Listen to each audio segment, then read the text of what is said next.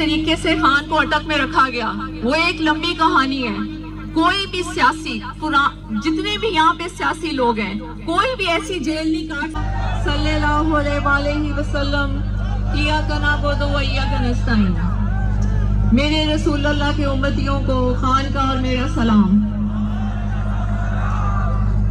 آج خان کی ایک کال پہ پورا پاکستان یہاں اکٹھا ہے. یہ گواہی دے رہا ہے کہ وہ بے گناہ جیل کاٹ رہے ہیں. میں آپ کو بتاتی جاؤں جو جیل میں جس طریقے سے خان کو اٹک میں رکھا گیا وہ ایک لمبی کہانی ہے. کوئی بھی سیاسی جتنے بھی یہاں پہ سیاسی لوگ ہیں کوئی بھی ایسی جیل نہیں کاٹ سکتا جو آپ کے لیڈر نے کاٹی اور جو انہوں نے آپ کے لیڈر کے ساتھ کیا ہے. جب خان کو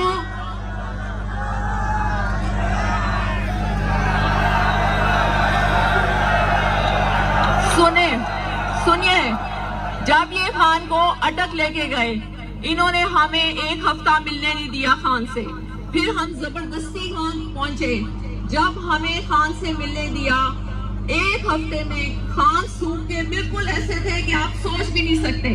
نہ انہوں نے خان کو بستر دیا نہ انہوں نے خان کو کوئی چادر دی. ایک چھوٹا سا سیل جس کو کال کوٹری کہا جاتا ہے اس میں انہوں نے خان کو رکھا.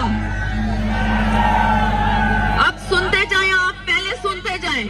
اس کال کوٹری میں خان کو رکھا اور وہ اتنی گند سے بھری ہوئی تھی کہ آپ اس کا تصور ہی نہیں کر سکتے. خان کو زمین پہ سلایا جاتا تھا. پھر جب میں گئی خان نے خود کچھ نہیں بتایا. میں ان سے پوچھتی تھی آپ کی آنکھیں کیوں سوجی ہوئی ہیں؟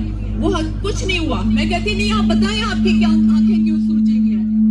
میں اتنے دنوں سے صحیح طرح وہ سو نہیں سکے. میں نے کہا کیوں؟ انہوں نے کہا نہ چٹائی ہے نہ چادر ہے. مجھے انہوں نے کچھ نہیں دیا اور زمین پہ اتنا گند ہے کہ انسان سو ہی نہیں سکتا. ہم نے شور مچا کے جب کہا کہ خان کو چارپائی دی جائے تو آپ کو پتا ہے انہوں نے خان کو کیسی چارپائی دی؟ ایسی یوں تاکہ نہ خان اس میں سیدھا سو سکے نہ کروٹ کے بعد. یوں کا مطلب ایسے بیچ میں سے گری ہوئی. یہ آپ کے خان کے ساتھ کیا. ایک بالٹی پانی دیا جاتا تھا جس میں وضو کرو اور جو باتھ روم کے لیے بھی استعمال ہوگی.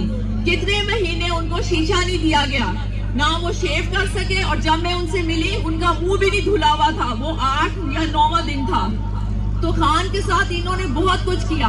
اگر کسی اور سیاسی رہنما کے ساتھ یہ کرتے تو یقین مانے وہ کب کے ہاتھ کھڑا کر چکا تھا. خان نے ایک بات کہی کہ میں زندہ ہوں اپنے ملک کے لیے, میں مروں گا اپنے ملک کے لیے, تاکہ میرا رب مجھ سے پوچھے تو میں کہوں کہ جو میں کر سکتا تھا وہ میں نے کیا.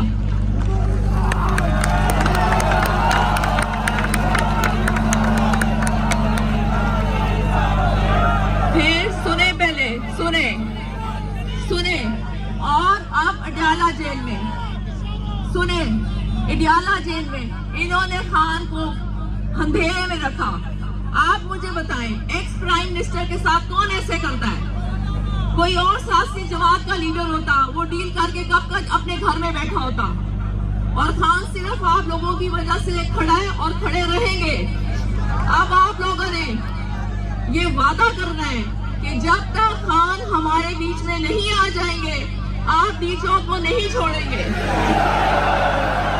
اور یہ میرا آپ سے وعدہ ہے کہ میں آخری عورت ہوں گی خان کو لیے بغیر ڈی چوک سے نہیں نکلوں گی.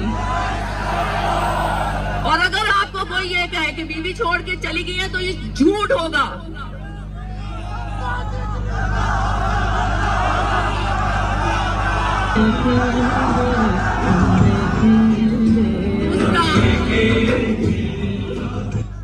دوسرا خان نے جو مجھے لائے عمل دیا تھا وہ پارٹی کو امانت کے طور پہ میں نے دے دیا.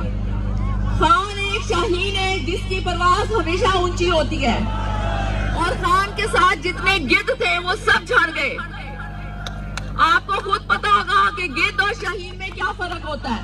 شاہین کی پرواز اونچی ہوتی ہے, وہ تازہ خوراک کھاتا ہے اور جو اس کی ضرورت نہیں ہوتی اس کو پھینک دیتا ہے. اور گدھ ہمیشہ شاہین کے مطابق پرواز کرنے کی کوشش کرتا ہے اور پرواز کرتا بھی ہے, لیکن جہاں اس کو مردار نظر آتا ہے وہ وہیں پہ گر جاتا ہے. جیسے کہ خان کے جو ساتھی چھوڑ گئے انہوں نے خان کے ساتھ کیا.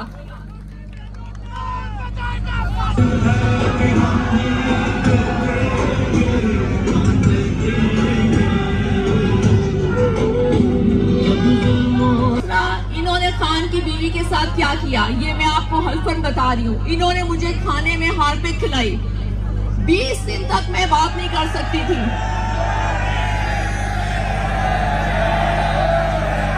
لیکن اس کو چھوڑیں، کیونکہ ہمارا فوکس ہونا چاہیے ہمارے لیڈر خان کے اوپر۔ بس میں اسلام آباد اور پنڈی کے لوگوں سے یہ اپیل کرتی ہوں کہ آپ لوگ خدارہ اپنے گھروں سے نکلیں۔ کب تک آپ لوگ چپ کر کے صرف ٹی وی پہ تماشا دیکھیں گے؟ انہوں نے ہمارے لیے سارے ٹی وی چینلز کو، ہوٹلز کو، راستے میں ہر چیز کو بند کر دیا۔ اس کے باوجود بھی اللہ نے ساری مشکلیں ہٹا کے ہمیں آج آپ لوگوں میں کھڑا کیا ہے اور آپ سب یہاں پہ موجود ہیں۔ یہ ہمارے رب کا احسان نہیں ہے تو کیا ہے؟ اللہ تعالیٰ خود بتا رہے انسان کو کہ وہ سچا ہے اور وہ بے گناہ جیل میں ہے، تو لوگوں کو کیوں نظر نہیں آتا؟ خان نے تو ہمیشہ کہا ہے کہ فوج بھی میری ہے اور یہ ملک بھی میرا ہے، پھر لڑائی کس چیز کی؟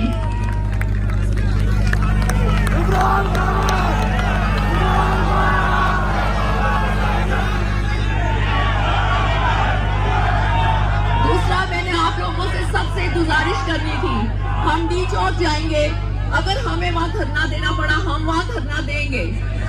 اگر کسی کو کھانے کی کمی ہو، پانی کی کمی ہو تو آپ نے وہ جگہ نہیں چھوڑنی، کیونکہ یہ حق کے خلاف ہوتا ہے۔ اللہ آزماتا ہے، اللہ نے جب تک نہیں چاہے گا کوئی بھوکا نہیں رہے گا، اور سب نے بندوبست کرنا ہے۔ اگر ہم وہاں رہیں گے، بالکل رہیں گے جب تک ہمیں خان نہیں ملے گا۔ آپ سب نے ٹینکس کا بھی بندوبست کرنا ہے۔ دوسرا میری انتظامیہ سے اپیل ہے کہ مسلمان بھائی مسلمان کو نہیں مارتا، یہ پرامن لوگ ہیں، ہم پرامن طریقے سے آ رہے ہیں، پھر آپ ہم پہ شیلنگ کیوں کرتے ہیں؟ جبکہ ہم خان صرف حق اور سچ کی آواز کے لیے لڑ رہا ہے، آپ کو نہیں پتا کہ وہ حق کے لیے کھڑا ہے، پھر آپ شیلنگ کیوں کرتے ہیں؟ پھر لوگوں کو زخمی کیوں کرتے ہیں؟ اسلام آباد اور پنڈی، یہ آپ کے پاس آخری موقع ہے، آپ کو اپنے ملک کے لیے نکلنا پڑے گا، اور جو قافلے پاکستان میں یہاں سے پہنچے ہیں آپ کو ان کا خیال کرنا پڑے گا، اور آپ سب وعدہ کریں، حلف لیں کہ خان کو لیے بغیر اب کوئی نہیں جائے گا، انشاءاللہ۔ صلی اللہ علیہ وسلم۔